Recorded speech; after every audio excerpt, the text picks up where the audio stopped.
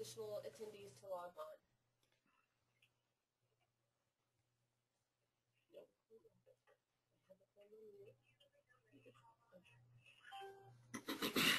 How do you mute this?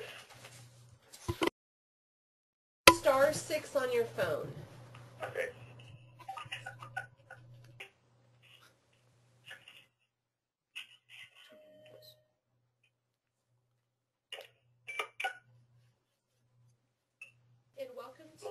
Good morning and welcome to our broker webinar series. For today's webinar, our guest is Mr. Keith McCree, LHP's Assistant Vice President of Ethics and Compliance. Today he will be discussing the newly developed appointment of representative form that allows a member to designate you or another person to act as their personal representative and access their protected health information. Before we begin, I would like to remind all participants to please place their phones on mute. You can do this by pressing *6 on your phone. That way we can hear our presenter. If you do have questions during the presentation, you can either use the GoToMeeting question area on the webinar tool, or you can take off your phone off mute and then pose your question. We will, though, have a question and answer period at the end of the presentation. So again, we thank you for your participation, and I will turn it over to Keith. Welcome, Keith. Good morning, Christina. So today we're going to talk about the appointment of representative form, which is a revised form that we've developed to help members and brokers communicate with our customer care department and other areas of the business. Before we get into that, we're going to spend some time talking about HIPAA, what the requirements are for both brokers, the employers, for Lovelace, what our members' rights are. And what I'll do is, as we move through the presentation, I'll pause after each slide because you may have questions at that point. And it's not a long presentation. There's only about 7 or 8 slides, but there's quite a bit of information in each slide that you might have questions about. So if we can go to the first slide. We're going to start off by maybe talking about definitions. And if you can see the slides, there's 2 main definitions we're going to start off talking about. The first one is a definition of an employer and how we equate that to group health plan, to Lovelace insurer, plan sponsor, and a lot of times the words plan sponsor and group health plan get confused. Now, I know that many of you out there are HIPAA experts because HIPAA's been out a while. We just kind of a refresher here. Maybe this jog your memory and give you a little background. But when we talk about the employer, the business that contracts with Lovelace to provide group health insurance coverage, we're talking about the plan sponsor. So that you can equate employer with plan sponsor when you're talking about HIPAA. Now, an employer or plan sponsor is not considered a covered entity under HIPAA. However, there are cases where the employer plan sponsor could be considered a covered entity if they're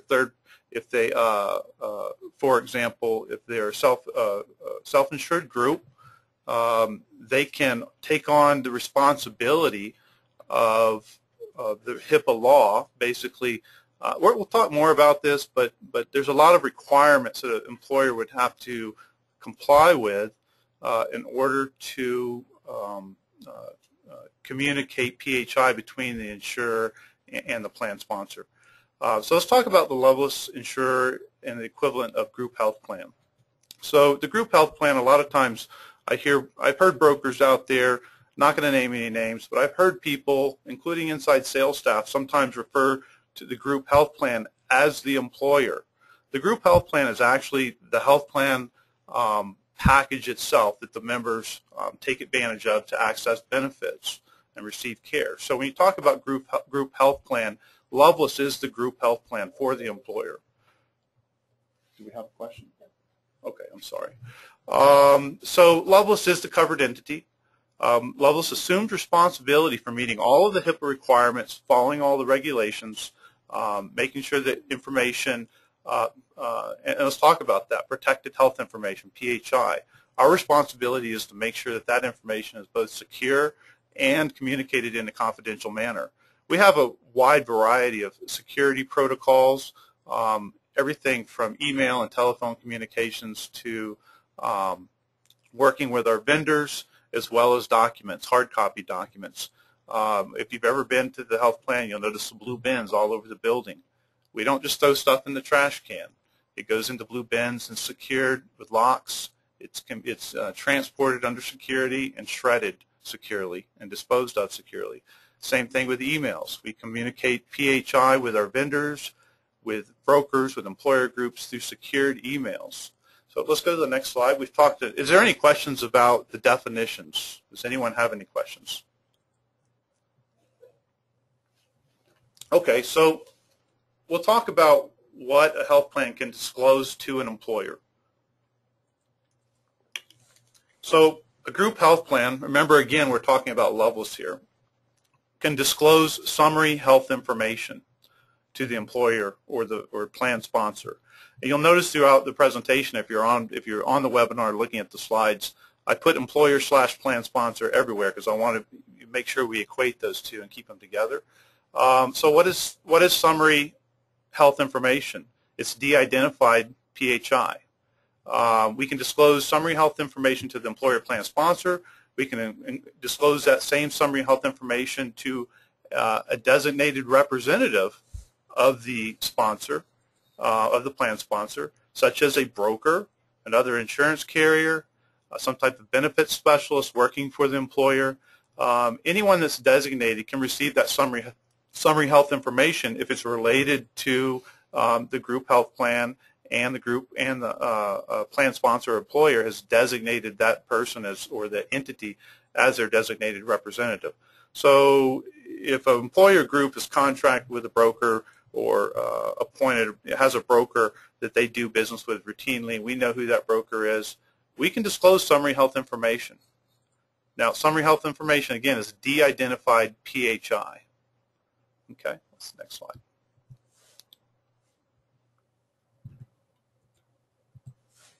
So we're going to talk about summary health information real quick. Summary health information, as I mentioned, is de-identified PHI.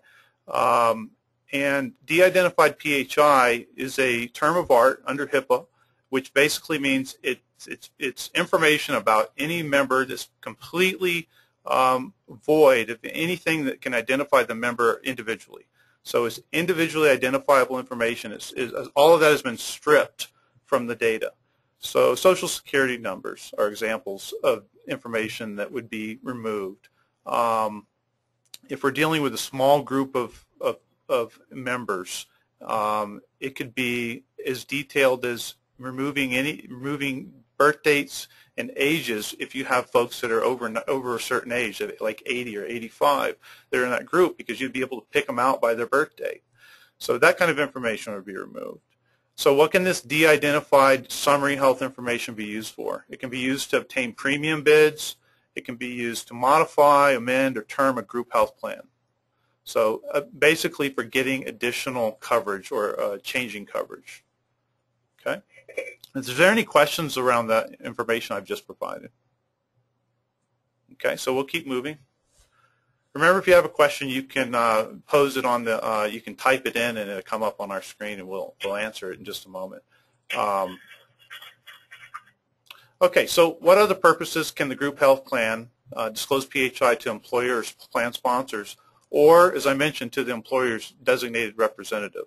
There's a few different things, and this is where we have to draw, we have some dividing lines here. We start talking about what we can provide without the member's authorization. In this case, what we're talking about is information that we can, what purposes can the group plan Lovelace give information, PHI, to the employer without the member's authorization. So enrollment and disenrollment, that's one of the things that routinely is either handled by the broker or the group health plan, and or together is handled. Dependent changes. Frequently you'll find health benefits folks in the HR departments or even the HR department handling some of these changes. This is not an issue at this point because we're not talking about filing, we're not talking about managing claims data or doing additional things like that, activities other than this. helping employees file claims. In my presentation, I've emphasized file claims. It's okay to file a claim, but once the claim is filed, a member would have to specifically authorize a broker or the employer to ask questions or follow up on the claim status to file an appeal or do any other activities other than file a claim. Member advocacy. So member advocacy, for example, would be a broker or a health benefits specialist, even that HR person, assisting an employee. So frequently what we would see was an employee going to their HR department or whoever handles benefits and asking for assistance with a claim after it's been filed.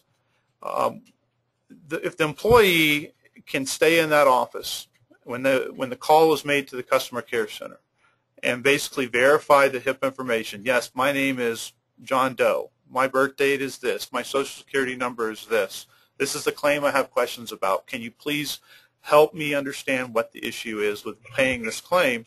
We can handle that kind of activity over the phone if the member is present. We don't need a specific written authorization. So if in really small groups, you might see an executive or CEO or president of a company call the broker and say, hey, take care of this for me. That's what I'm paying you to do. We understand that. If the member is present again or able to make the call with you, with the broker or the representative, we can handle that over the phone. If they're not, they just want you to take care of it, they need to give us something in writing, and that's where that appointment of representative form comes in. Are there any questions about that? We're going to talk more about the appointment of representative form in just a minute, and you can ask any questions at that time about it. So the employer, plan sponsor, and their designated representatives assume responsibility for HIPAA if they act as a group health plan by receiving PHI. So let's think about that for just a minute.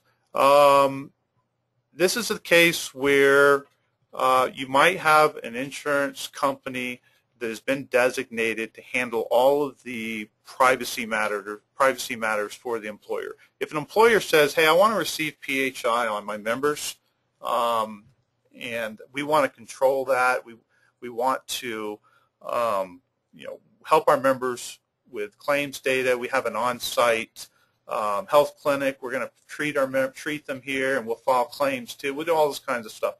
That's fine. Employers have an opportunity to do that under HIPAA. However, there's a firewall required. For example, if an employer wants to do that, they have to designate a privacy officer. They have to have a privacy committee.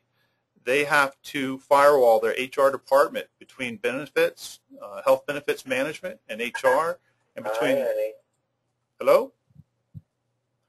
I'm sorry. Okay, so we just, can. Just as a reminder, if you all can put your phone on mute by pushing *6, so that, but if you do have a question, you absolutely can ask it any time. Thanks, Keith. Okay, so continuing on, what we're talking about here is employer sponsors that could inadvertently assume responsibility under the HIPAA law for protecting a member's PHI. So if I was an employer, I wouldn't want to receive PHI. I'd want the health plan to handle that. I would want the health plan to insulate me from any type of risk, financial or business risk. So what type of risk are we talking about? So the Office of Civil Rights is the federal government branch that actually receives PHI complaints. They can impose fines. They can do penalties, lawsuits. Even members can file civil lawsuits for financial harm or any type of breach that causes mental distress. So you have to report breaches, investigations could occur, increase general liability insurance for the company. So really employers want to, for the most part, insulate themselves from receiving any type of PHI, and that includes their designated representatives. As brokers, I wouldn't want to receive information that's specific to members for a large group. You put that on your laptop, you lose your laptop. You've assumed responsibility under HIPAA for securing data when you receive that PHI. So that's why the health plan is real wary about our relationship with employers and third parties like brokers and health benefits companies because we want to make sure that we help you understand what the difference is between being a covered entity and being the employer and not being a covered entity. Okay, is there any questions on that? Okay, so let's talk about the appointment of representative form. Because one of the reasons that we've revised the form is we saw some little areas where we weren't collecting enough information or it just wasn't clear as to what information we needed in order to allow a third party, such as a broker or an employer designated representative like someone in HR, to help a member resolve a claims issue or follow up on an appeal or file a grievance or whatever. So we revised the form to make it clear in those areas. So the appointment of representative form is a form that's required to be authorized by the member in order to designate another person to act as a personal representative. That allows that personal representative then to access PHI for that on that member or for that member. So they can, go beyond all those things that we've already talked about, filing claims, enrollment and disenrollment, communicating with the brokers. So if I was a CEO or president of a company or anyone in that company, I'd want my employees to fill out this form to make sure that when Lovelace is communicating with that broker, that they are authorized to do that for the member. So what does it do for the employer? It minimizes financial exposure and those risks I was talking about, the risk of being a HIPAA-covered entity, having to have a privacy officer, securing that information. The Office of Civil Rights has been particularly aggressive at performing audits of health plans and the businesses that are contracted with employer groups to make sure that that information is being secured, not being miscommunicated between the three. So that is a required form. Just to make you aware, it's not a form that's optional. It's the customer care center here has been instructed that if this form is not completed, then they can't communicate certain information to third parties or to the employer unless it's de-identified, and that's a whole different process. So the exception would be if the member was on the phone with you and they can talk to the member and say, are you John Doe, Social Security number, birthday. Basically, they're verifying HIPAA information to make sure that who they're talking to is the actual member. And at that point, if the broker or the health benefit specialist at the employer wants to chime in and ask for an update on the claim or appeal or whatever might be happening, specific to that member, they could do that at that time. So I think that we have the form available. So if you're on the webinar, we're going to pull up the form real quick. It's really not anything that is complex to understand or complete. The most important thing is that it designates a personal representative in the second box on the form. It asks for who the personal representative is going to be. Keep in mind, the personal representative doesn't have to be a broker. We use this form if a parent wants to designate their adult child to be their personal representative or a grandparent of a grandchild. We ask for the same form for us to be able to communicate with that third party. Okay. So at this time, I guess we need to open it up for questions. So if you have any questions at this time, please take your phone off mute and we can go ahead and field those questions.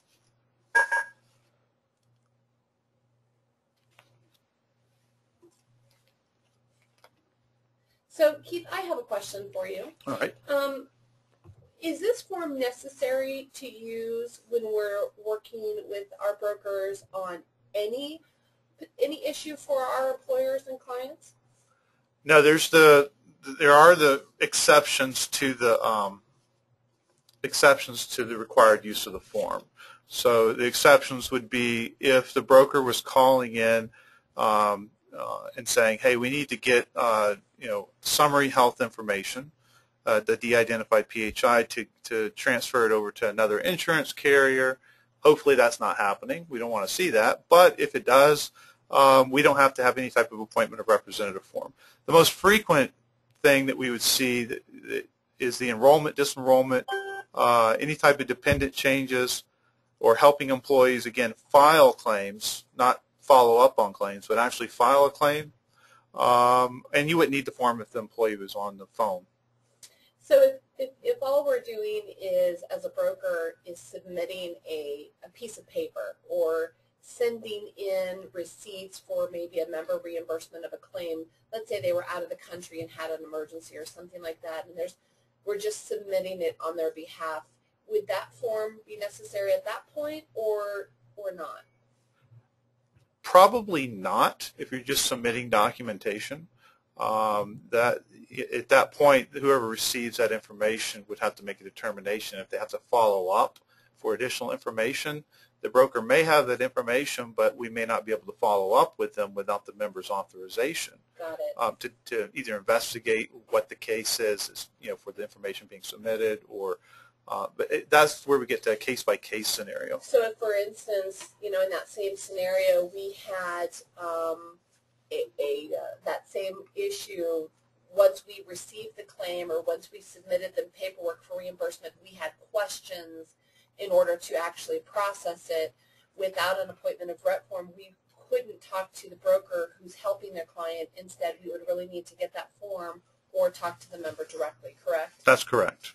That's correct. So, again, the form is designed to allow the broker or employer representative to basically handle any affairs for the member, whether the member's incapacitated, in the hospital, on vacation, doesn't want to deal with it. If they fill out the form, they fax it or email it to us or mail it to us, it'll be processed and put in the member file, and when the customer care people open up the file in our system, it tells us who the representative is, and we can handle all the claims or any information at that point. So, and that's a good point that I was going to ask is a form needed for every individual claim that we may work on, or is it, how long is the form good for? The form is good for 12 months. However, it applies to the member, not to the situation. So it's not per claim or for each situation. Once a member designates a representative, it's good for 12 months unless the member sends us written notice revoking the authorization for the third-party representative. So we might see that if a member changes health plans or quits their job and loses coverage and doesn't want anyone dealing with that, they may send us written notice saying, broker X is not my representative anymore. Please don't communicate with them. That's the only case I would see where a member would actually actively revoke an authorization. It's a rare that I see that, though. And we have a question that's been posed on the webinar, and I think you mentioned it, is where do the forms go after they've been completed? And I think you mentioned it a little bit there. Well, we try to be paperless. Unfortunately, this is one of those things we have to have some type of authorization on, so it does require a signature. It does have very detailed information about the member, so it's treated as a confidential document, PHI. So the form is scanned into a file, and then the form is retained for a short period of time in a locked cabinet, basically, under lock and key, just like other PHI and hard copy form. But we rely upon the scanned document and the entries into our claims system that customer service accesses in order to verify the representative's information. So, we processing-wise, we process the paperwork, but then the paper is held on to for, I think, 12 months, just in case we need to go back and review it. But quite honestly, we have an audit schedule in the compliance department to go and audit these forms and audit them against the actual representatives. And so we run a list of representatives out of our system and make sure a form is on file for every person that says that they have a representative. And we do that probably I think it's every 30 or 60 days we do that audit. It's just a sample audit. Okay. We also have another question from the floor is where can the forms be found and how are they available? And one thing that we are working on is on the broker website, on our web page for brokers, we will be placing a newly created form, so they should be able to find that in the next couple of days. But if you do have our need for the form immediately, you can contact your sales or account representative and they can get that to you quickly. All right, so any additional questions from the floor, any of our attendees? How long does it generally take the form to reflect in the system if we call in to inquire about a claim? About 24 to 48 hours. Yeah, so if we receive the form in the morning, it's probably going to be in there by the next morning, maybe even the same day. If you need it expedited for some, emergent situation or something, my suggestion would be to send it through the AOR review email, which is at the bottom of the form. If you look at the bottom of the AOR form, it tells you how to submit it. You can fax the form. You can mail it. Obviously, if you want to expedite it, mail is probably not your best choice. There's a email address on there also called AOR.review@lovelace.com, and that goes directly to the person that processes those forms.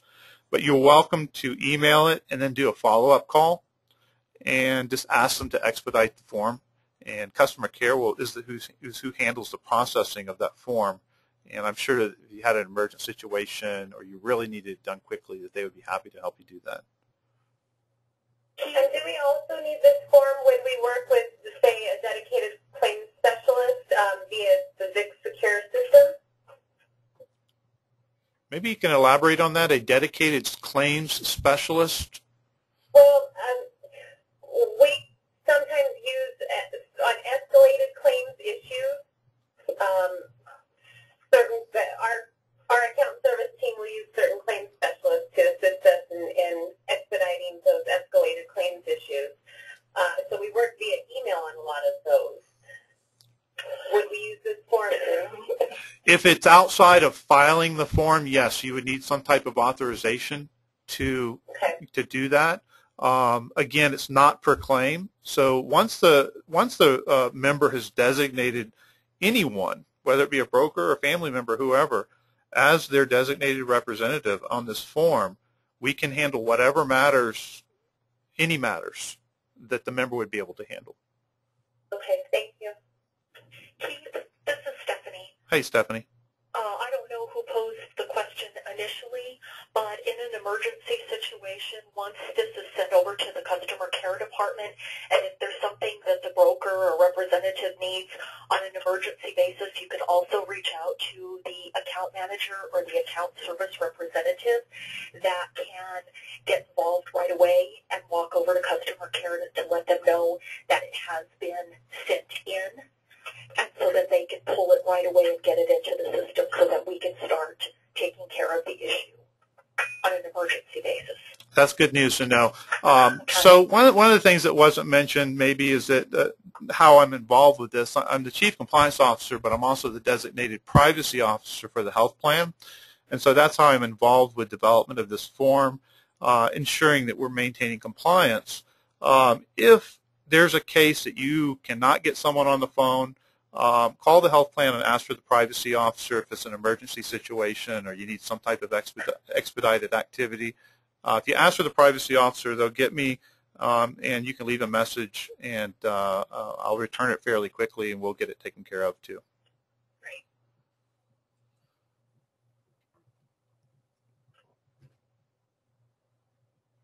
Okay, do we have any additional questions from the floor? Nope. All right, well, I wanted to thank you personally, Keith, for presenting today's webinar topic. If anyone does have any questions about the form or about this process, again, you can contact your account service representative and they can assist you with that. And if there's something specifically you'd like to pose to Keith, we can make sure that that gets to him as well for his response. Thank you all for your participation. As always, remember that in order to get your broker bonus points, please complete the survey at the end of the webinar. And again, have a great day.